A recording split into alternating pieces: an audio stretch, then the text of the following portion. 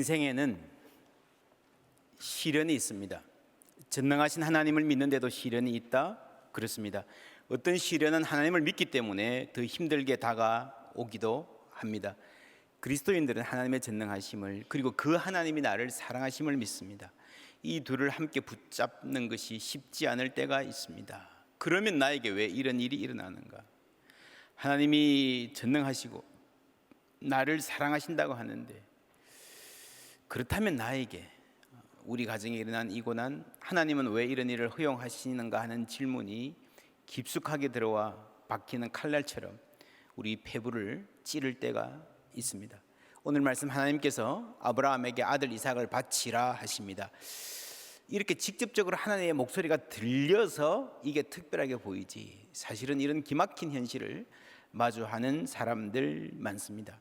평생 남에게 해끼치지 않고 순박하게 살아온 어떤 어른이 남다른 고통을 당하는 것을 보면, 혹은 한참 아이들 클 나이에 세상을 떠난 가장의 이야기를 들을 때, 오랫동안 취업 준비하느라 바깥 외출 좀채로 하지 못하고 얼굴이 노랗게 떠서 지내다가 젊은이들 많이 모여서 논다고 하는 어느 날 하루 저녁 나갔다가 다시 돌아오지 못하게 된 청년, 이런 이야기를 들으면서 비슷한 상황들을 경험하면서 우리는 전능하신 하나님이 왜 이런 일이 일어나게 하시지, 어찌하여? 라는 질문을 하게 됩니다. 우리가 창세기 22장 읽으면서 이삭 번제 본문을 설명하고 나름대로 하나님을 교리적으로 변호해 보려 할 수는 있습니다. 많은 학자들이 그렇게 해왔습니다. 그러나 성경은 우리의 삶을 설명하고 빛을 비추어 주기 위해 주신 책입니다.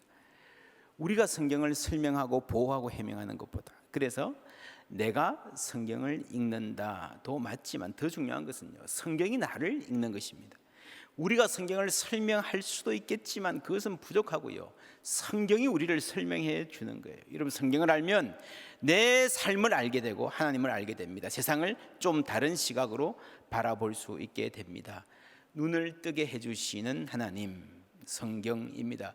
이 사건도 크게 보아 아브라함이 어떤 새로운 진리에 눈을 뜨게 된 사건으로 보아야 합니다. 이런 경험이 아니면 알 수 없는 삶의 진실, 이 진리를 알아야 그래도 붙잡고 실험이라도 해볼 수 있는 삶의 현실이 있다는 것입니다. 하나님께서 이삭을 바치라 했을 때 아브라함은 그 다음 날 일찍 일어나 제사를 준비해서 길을 떠납니다. 제3일에 아브라함이 눈을 들어 그곳을 멀리 바라본지라.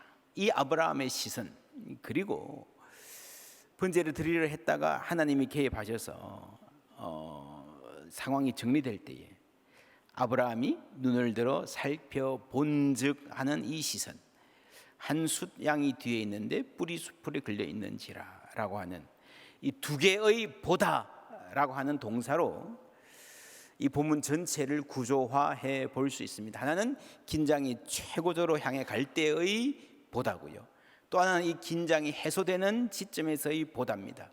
이 둘이 어떻게 다르고 연결될까? 창세기 19장에도 이런 말이 나옵니다. 아브라함이 그 아침에 일찍 일어나 여호와 앞에 서 있던 곳에 이르러 소돔과 고모라와 그 온 지역을 향하여 눈을 들어 연기가, 옹기가마의 연기가 치솟음을 보았더라. 수없는 사람이 죽고 난 그 다음 날 아침 보았더라. 이 역시 아브라함의 시선을 성경이 중요하게 보도하고 있습니다. 자기가 기도했잖아요, 살려달라고. 그런데 그것으로는 부족한 그 참혹한 죄악의 현실 때문에 엄청난 심판을 받았다는 그날 아침, 아브라함의 시선에 들어온 소돔과 고모라의 이 이야기는, 장면은 깊이 각인되었을 것입니다. 또한 창세기 15장 5절에 이런 말이 나왔습니다. 함께 읽을까요? 그를 이끌고 밖으로 나가 이르시되 하늘을 우러러 뭇별을 셀 수 있나 보라. 또 그에게 이르시되 내 자손이 이와 같으리라. 아멘. 아브라함이 장막 안에 있었던 것 같아요. 그 좁은 데서 밖으로 이끌고 나가셔서 보라, 넓은 세계를 보고 하늘을 보라. 자신의 작은 세계를 벗어나서 더 넓은 대상을 보게 하신 하나님. 그래서 아브라함의 인생은 하나님께서 아브라함의 손을 잡고 한 걸음 한 걸음 인도하시면서 보여주시는 거예요. 그래서 하나님이 보여주시는 중요한 장면들을 사진을 모으듯이 한 장 한 장 차곡차곡 아브라함의 마음에 쌓여가는 겁니다. 아브라함이 그 마음을 가지고 이제 아들 이삭과 함께 3일 길을 걸어갑니다. 그때 이 아브라함의 마음은 어땠을까? 함께 걸어가는 그 분위기는 어땠을까? 이승우라는 소설가가 아들 이삭의 입장에서 상상해 본 글이 있습니다. 아버지는 사흘 길을 걷는 동안 아무 말도 하지 않았다. 나는 사흘 길을 걷는 동안 아버지에게 한마디 말도 걸 수 없었다. 아버지는 사흘 길을 걷는 동안 아무것도 먹지 않았다. 나는 사흘 길을 걷는 동안 아버지에게 먹을 것을 권할 수 없었다. 여러분 공감이 가지 않습니까? 아무 말도 하지 않고 아무것도 먹기 싫은 사실. 근데 실제로 상상해 보면요, 함께 가면서 안 먹는 것은 대단히 힘듭니다. 왜 안 드세요? 뭐 말을 해야 될 거 아닙니까? 속이 안 좋다고 핑계를 대든지. 어른이 안 드시면 사람들이 가만두지를 않죠.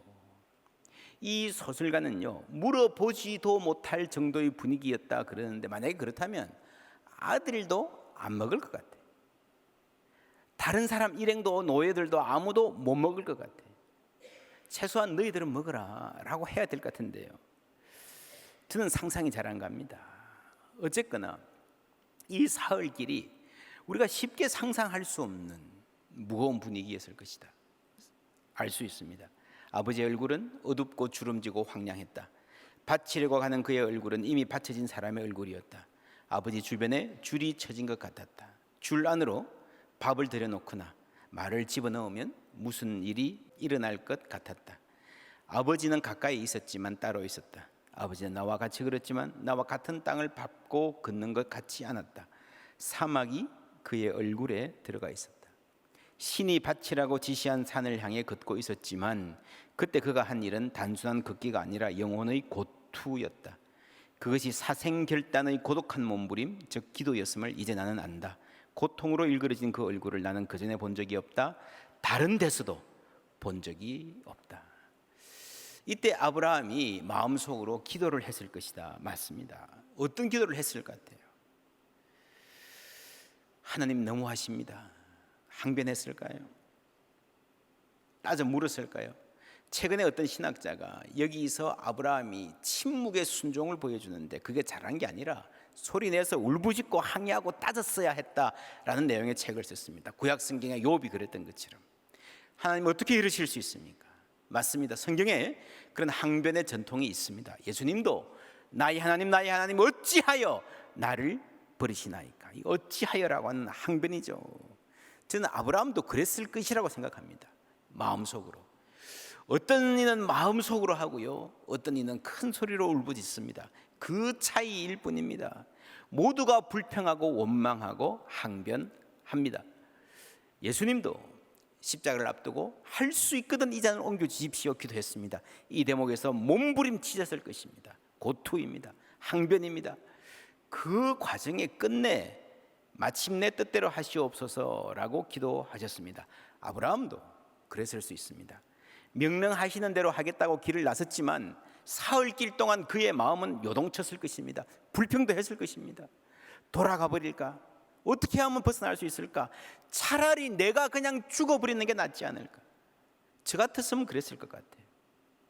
여러분, 아브라함이 불평 한마디 하지 않고 깔끔하게 순종했다, 평온하게 순종으로 그 길을 갔다라고 생각하는 것은요, 인간을 모르는 사람의 말입니다. 모든 사람은 회의하고 의심하고 고민하고 불평하고 원망합니다. 마음속으로 하든지 겉으로 소리내어서 하는가 차이일 뿐입니다. 설령 아브라함이 깨끗하게 순종했다고 해서요, 그렇다고 해서요, 나도 입 다물고 똑같이 해야 한다, 성경이 그것을 요구하는 것은 아니에요. 나는 나의 방식이 있고 나의 고민이 있고 나의 씨름이 있는 거예요. 나는 내 수준에서 내 믿음의 분량대로 내 스타일대로 고민하고 몸부림치고 하나님 앞에서 솔직하게 나가는 것, 그것 하나님 이해하십니다. 아브라함이 그랬던 것처럼 우리도, 나도 하나님 앞에 서는 것입니다. 나는 내 인생의 무게를 가지고 서는 거예요. 아브라함에게는 그 무게가 이랬을 것입니다. 내가 죽는 것보다 아들을 죽이는 것이 더 힘들다. 많은 부모님들이 동의하실 것입니다. 그런데 이 마음이 어디서 왔을까? 이 사랑, 여러분, 사랑이 귀합니까? 생명이 귀합니까? 내가 뭔가를 사랑해요? 다른 사람에게 사랑합니다 말하기도 하고요, 음악도 사랑하고 골프를 사랑하는 사람도 있습니다. 돈을 사랑하고 성공을 사랑합니다. 우리는 쉽게 누군가를, 무언가를 사랑한다고 말하지만 대부분 그 사랑이 생명보다 귀하지 않습니다. 성공을 사랑해서 너무너무 성공하고 싶어서 달려가다가 올인하다가 그러다가 건강에 이상이 왔어요. 이러다가 큰일 납니다. 생명이 위험할 수도 있습니다. 그러면요, 거기서 스탑합니다. 내려놓습니다. 왜요? 생명이 더 귀하기 때문에. 성공에 대한 사랑보다 생명이 더 귀하기 때문에. 우리가 말하는 대부분의 사랑은요, 생명보다 귀하지 않습니다. 그런데 어떤 사랑은 생명보다 귀합니다. 다윗이 그랬죠. 주의 인자하심이 생명보다 나음으로. 부모의 사랑, 그죠? 자식을 위해서 내가 죽어서 자식을 살릴 수 있다면 죽을 수 있는 부모들 많을 것입니다. 그 사랑이 어디서 왔을까요? 우리는 본래 겁이 많고 이기적인 사람들인데 내 목숨을 바쳐서라도 너를 살리고 싶은 그 사랑, 하나님 아버지에게서 온 것인 줄 믿습니다. 그러면요, 우리가 우리를 사랑하시는 아버지 하나님의 마음을 생각해 볼 줄 알아야 돼요. 내가 죽는 것보다 아브라함을 죽이는 게 더 힘들지 않겠습니까? 하나님 입장에서 그 아브라함에게 죽기보다 더 힘든 일을 시키는 것은 하나님께 더 힘들지 않았을까요? 그리고 이런 질문 해볼 수 있습니다. 누가 시험대에 올라와 있는가? 그 이후에 하나님이 아브라함을 시험하시려고 기를 부르시되, 이 시험이라는 단어가 나왔습니다. 피상적으로는요, 아브라함이 지금 시험대에 올라와 있습니다. 어떻게 반응하는가? 근데 우리는 좀 더 큰 그림을 볼 필요가 있습니다. 이 TV에 연예인들이 나오면 가끔씩 그런 장난삼아 말합니다. 내가 어떤 더 유명한 어떤 연예인과 되게 친하다 막 자랑을 해요. 그럼 전화 걸어봐, 받는가 보자. 그 전화 겁니다. 그 받는가 안 받는가 긴장이 되죠. 혹은 여기로 오라 그래봐, 내가 지금 급하게 필요하니까 올 거야라고 자랑을 했어요. 자, 이 사람이, 그 유명한 연예인이 올까 안 올까? 누가 시험대에 올랐어요? 그 사람과 나와의 작은 그림에서는요, 그 사람이 시험됩니다. 근데 이걸 큰 그림에서 보면요, 그 사람과 나와의 관계가 시험받는 거예요.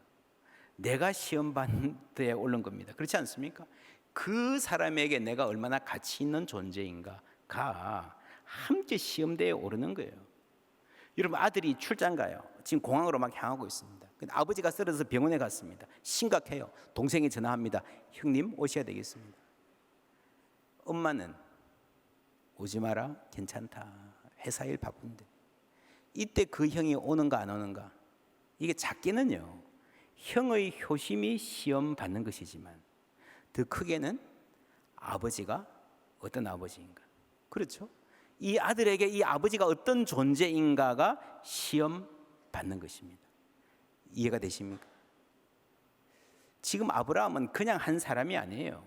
하나님께서 고르고 골라서 오랜 세월 양육하고 가르치고 도전하고, 그래서 그 하나님의 마음을 심어주신 대표 선수입니다. 주가 크신 은혜 내려 나를 항상 돌아보고 많은 영광 보여주며 나와 함께 가시네. 이게 여러분 아브라함의 삶이었어요. 그렇게 해서 지금까지 왔어요. 여기서 아브라함이 실패하면요, 하나님이 실패하시는 거예요. 이 선생님이 학생들을 가르쳐가지고 대표 선수 뽑아가지고 큰 시험에 내보내잖아요. 누가 시험을 치러요? 학생이 치르는 것 같죠? 맞아요. 그런데 더 크게는요, 이 선생님이 시험대에 올라와 있는 거예요. 이 학생의 성적은 선생님의 성적표인 겁니다. 학생과 선생이 하나로 묶여 있는 것입니다. 아브라함과 하나님이 하나로 묶여 있는 것입니다. 은혜 아니면 살아갈 수가 없네.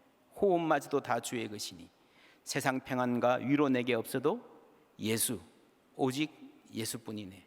크신 계획 다 볼 수도 없고. 여러분, 이것이 아브라함의 문제고 우리의 문제입니다. 우리는 하나님의 계획을 다 볼 수 없습니다. 작은 고난에 지쳐도 죽게 묶인 나의 모든 삶 버티고 견디게 하시네. 여러분, 우리가 모든 순간에 하나님의 뜻을 다 알 수는 없지만요, 나를 사랑하는 하나님, 하나님과 나이가 하나로 묶여 있다는 것, 여러분, 그것은 알 수 있습니다. 그게 믿음입니다. 유대인들은 이 이삭 번제 사건을 유대인의 정체성의 뿌리가 되는 아주 중요한 핵심적인 사건으로 봅니다. 이 사건을 뭐라고 말하는가? 뭐 순종 사건, 뭐 이렇게 뭐 번제 사건이라 안 그러고 모리아 사건이라 안 그러고요, 아케다라 그럽니다. 결박. 이 스토리 중에서 이삭이 결박당했다, 묶였다는데 초점을 둡니다. 사실은 아브라함과 하나님이 하나로 묶였습니다. 결박되었습니다. 15장 17절 말씀 함께 읽습니다. 해가 져서 어두울 때에 연기 나는 화로가 보이며 타는 횃불이 쪼갠 고기 사이로 지나더라. 아멘. 여러분 기억하십니까? 짐승을 쪼갭니다. 우리는 하나로 언약을 맺는다. 만약에 어기면 이 짐승처럼 쪼개어져도 괜찮다, 그러면서 그 중간에 지나가요. 근데 여러분, 아브라함이 지나가지 않습니다. 하나님이 지나갔습니다. 무슨 말입니까? 이걸 어기면 아브라함 너 죽는다, 그게 아니고요, 하나님 스스로 어기면 내가 죽겠다는 거예요. 아브라함을 위해서, 우리를 위해서 하나님께서 내려오셔서 스스로 자유를 제한하시고 아브라함 대신 죽겠다는 결심을 하신 거예요. 결박 당하신 하나님, 십자가에 못 박히신 하나님이십니다. 여러분, 미국은 땅덩어리가 크기 때문에 옛날부터 한 100여 년 전부터요, 비행기로 우편 배달을 했다고 합니다. 그 옛날에 비행기가 시원찮을 때 이야기입니다. US 메일 서비스가 소형 비행기로 우편물을 실어 나르는데 이게 뭐 날씨가 안 좋을 때 아주 불안전하니까 사고가 자주 납니다. 그런데도 우편물이 지체되면 손해가 나니까 관리자들이 조종사들에게 괜찮다, 가라라고 자꾸 명령을 내립니다. 그래서 초기에 우편 배달 조종사 40명 중에서 31명이나 죽었다고 합니다. 그래서 조종사들이 이래서는 안 되겠다, 그래서 들고 일어납니다. 대책을 마련해 주시오. 한참 토론해서 1922년에 흥미로운 계약을 맺습니다. 위험한 날씨인데도 관리자가 이륙을 지시할 때는 그 지시하는 관리자가, 결정권자가 비행기 조수석에 함께 타라는 겁니다. 어떻게 되었을까요? 그 이후로 악춘으로 인해서 죽는 사람은 한 사람도 없었어요. 여러분, 그게 함께 묶여 있다는 겁니다. 5절에 이런 말씀 나오죠. 5절 함께 읽습니다. 이에 아브라함이 종들에게 이르되 너희는 나귀와 함께 여기서 기다리라. 내가 아이와 함께 저기 가서 예배하고 우리가 너희에게로 돌아오리라 하고. 아멘. 여러분, 아브라함이 그 자리에 나가면서 어떤 신뢰가 있었던 것 같아요. 이것은 어떻게 보면 죽어도 살리신 하나님의 능력에 대한 신뢰이겠지만 더 중요한 것은요, 하나님이 어떻게든 최선의 결과를 만들어내실 것이라는 하나님의 사랑에 대한 신뢰입니다. 우리가 처음 예수를 믿을 때는 하나님의 능력에 관심이 많습니다. 파도도 잔잔케 하시고 죽은 자도 살리시는 하나님. 그러나 우리가 믿음이 자라면 자랄수록요, 하나님의 사랑으로 마음이 옮겨가게 되어 있습니다. 여호와의 손을 구하기보다 여호와의 얼굴을 구합니다. 오직 주의 사랑에 매여 내 영 기뻐 노래합니다. 주님의 사랑에 매이는, 주님의 능력을 의지하는 것도 좋은 신앙이지만 사랑에 매여 있는 신앙입니다. 여러분 아십니까? 내가 주님께 매여 있으면요, 주님도 나에게 매여 있다는 거예요. 시편 23편, 여호와는 나의 목자시니 내게 부족함이 없으리로다. 그가 나를 푸른 풀밭에 누이시며 쉴만한 물가로 인도하시는도다. 내 영혼을 소생시키시고 자기 이름을 위하여 의의 길로 인도하시는도다. 주께서 앞서가시고 우리를 인도하십니다. 그런데 마지막에 보면 아주 재밌는 말이 나옵니다. 6절 함께 읽습니다. 내 평생의 선하심과 인자하심이 반드시 나를 따르리니 내가 여호와의 집에 영원히 살리로다. 아멘. 누가 누구를 따라요? 하나님이 우리를 따라다니신다는 거예요. 놀랍습니다. 여러분, 왜 따라요? 묶여 있기 때문에, 우리 목자시기 때문에, 우리를 사랑하시기 때문인 줄 믿습니다. 누군가 따라다녀 보셨습니까, 여러분? 그거 쉽지 않습니다. 여러분, 사랑하는 자녀라도요, 맨날 따라다니라 그러면 아우, 내가 이런 데까지 따라다녀야 되냐, 짜증나잖아요. 하나님이 따라다니신다는 거예요, 항상. 다윗이 사망의 음침한 골짜기로 가면 하나님도 함께 가시는 거예요. 아브라함이 고통과 눈물의 골짜기를 통과한다면 하나님은 아브라함 혼자 거기 밀어넣는 것이 아니라 하나님도 함께 가시는 줄 믿습니다. 더 아파하시는 거예요. 그리고 지금 하나님이 바라보시는 것은 아브라함 한 사람의 고통만이 아닙니다. 이 짐승을 쪼개어서 언약을 맺고 나서 하신 말씀 13절 말씀 함께 읽습니다. 여호와께서 아브라함에게 이르시되 너는 반드시 알라 내 자손이 이방에서 객이 되어 그들을 섬기겠고 그들은 400년 동안 내 자손을 괴롭히리니. 여러분, 이 땅에 이런 고통이 있을 거라는 것입니다. 앞으로 수많은 사람들이 죽고 또 태어날 텐데 그 가운데 노예 생활도 하고요, 나그네 생활 서름도 맛보고요, 전쟁도 있을 거고요, 착취당하는 일도 있을 것입니다. 아브라함은 그 고통 다 외면하고 나만 잘 살다 가면 된다, 그거 아니라는 거예요. 소돔과 고모라의 그 심판, 그 엄중한 현실을 마주했습니다. 그리고 그 고통을 나의 아픔으로 끌어안고 기도했습니다. 우리 사는 세계 지금도 그렇습니다. 우크라이나에 전쟁이 있고 미얀마, 아프가니스탄, 북한에 무시무시한 인권의 억압이 있습니다. 이 나라들이 전쟁 좀 안 하고 살면 될 텐데, 이 민족들이 사이좋게 좀 살면 될 텐데, 뿐만 아닙니다. 여러분, 한쪽에서는요, 음식 버리고 처리하느라 난린데, 살 빼야 돼, 적게 먹어야 돼, 난린데요, 아직도 지구 한쪽에서는 사람들이 굶어 죽어가고 있잖아요. 이게 무슨 일입니까? 어떻게 이런 일이 있을 수 있습니까? 멀리 갈 것 없어요. 아브라함의 집에서 이삭과 이스마엘, 그렇죠, 사라와 하갈, 좀 사이좋게 지내면 될 텐데 갈등해요. 그 갈등이 그냥 토닥토닥 싸우는 게 아니고요, 죽음으로 내모는 갈등이잖아요. 하갈과 이스마엘은 죽을 뻔했습니다.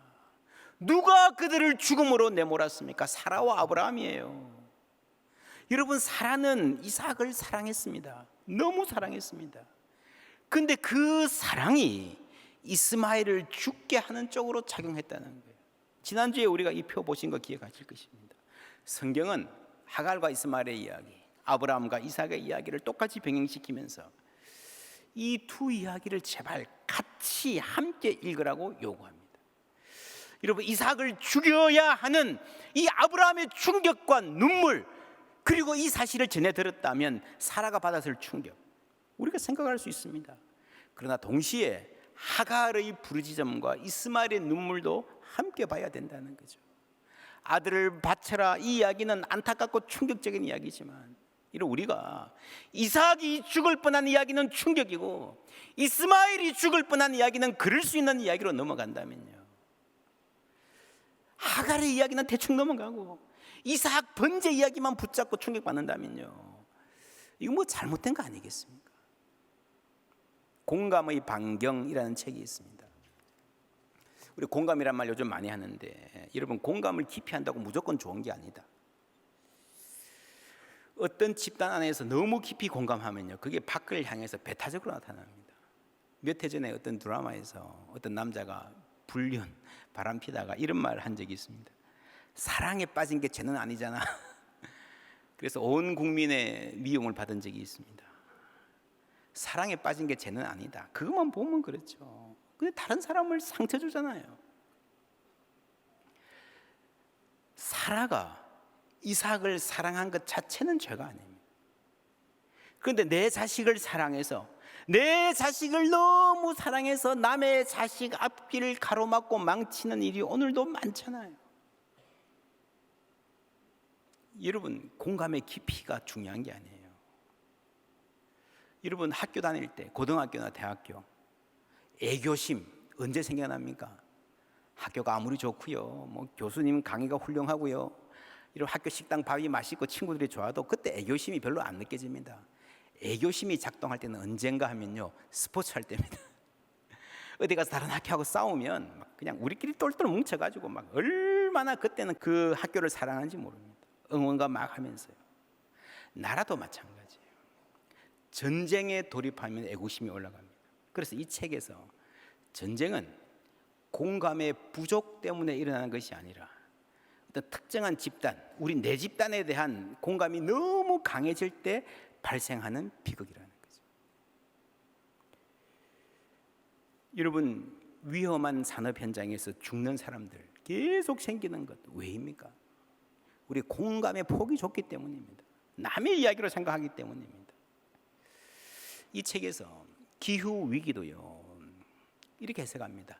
현 세대가 자기들끼리 우리끼리 공감하고 현 세대의 욕망에 너무 충실한 나머지 멀리 살아갈, 멀리 있는 다음 세대의 생존에 대해서는 신경 쓸 여유가 없다는 거죠. 공감의 반경이 그만큼 좁다는 거죠. 그래서 기후위기가 온다. 여러분, 이해되지 않습니까? 여러분, 선거로 작동하는 민주주의와 기후위기가 관련이 많습니다. 여러분, 기후위기는요, 먼 장래를 대비하는 거예요. 다음 세대를 위한 겁니다. 근데 선거는 4년마다 5년마다 새로 뽑아야 되잖아요. 당장 우리를 잘 살게 해줄 사람, 여러분, 그 앞에서 장사 없습니다. 어떤 정치가 돼요. 누가 떨어지는데 뭐. 그래서 선거에 의한 민주주의 자체가 나라의 장래 100년 되기는 고사하고 10년 후, 20년 후도 도모하기 힘들다는 거예요. 그래서 교회가 필요한 거예요. 그래서 깨어있는 시민들이 필요한 거예요. 멀리 볼 줄 아는 사람. 그리고 그것이 하나님이 주시는 은혜인 줄 믿습니다. 히브리서 11장 13절 함께 읽습니다.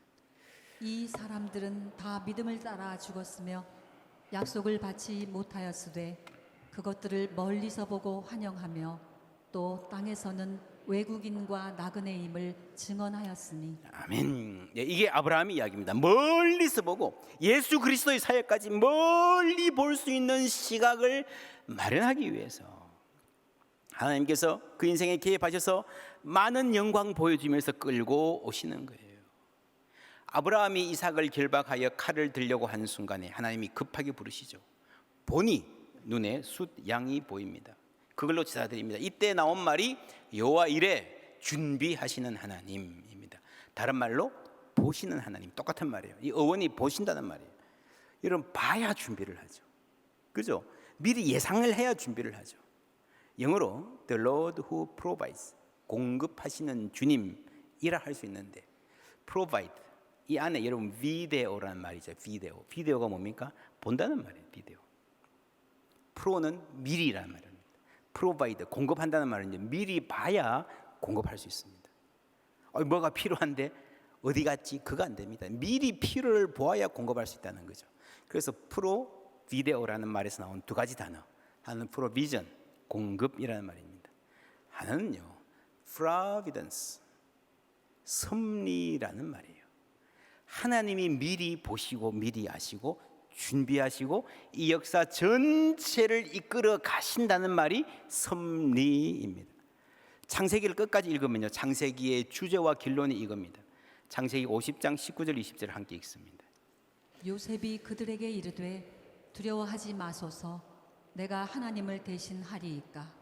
당신들은 나를 해하려 하였으나 하나님은 그것을 선으로 바꾸사 오늘과 같이 많은 백성의 생명을 구원하게 하시려 하셨나니. 아멘. 하나님께서, 여러분이 형들은 자기 욕심대로, 자기 이기심대로, 어리석은 마음대로 행동했지만 하나님은 그것을 사용하셔서 최선의 결과를 이루어 가시는 거예요. 그게 섭리입니다. 섭리 가운데 인도하신다는 겁니다. 그렇죠. 그 하나님이 프로비전, 공급하시는 겁니다. 양식을 공급하시는 거죠. 미리 준비하시는 겁니다. 그렇죠. 7년 흉년, 앞서서 7년 풍년 때 미리 양식을 준비하는 거예요. 그런데 여러분, 양식을 준비하는 것보다 더 중요한 준비가 있습니다. 뭔지 아십니까? 요셉을 준비하는 거죠. 요셉이란 사람을 그 옛날부터, 어릴 때부터 훈련시키셔서 지혜를 주시고 하나님께 집중하게 하시고 요셉이라는 사람을 준비시키시는 것입니다. 하나님의 섭리의 가장 중요한 핵심은요, 사람을 준비시키시는 것인 줄 믿습니다.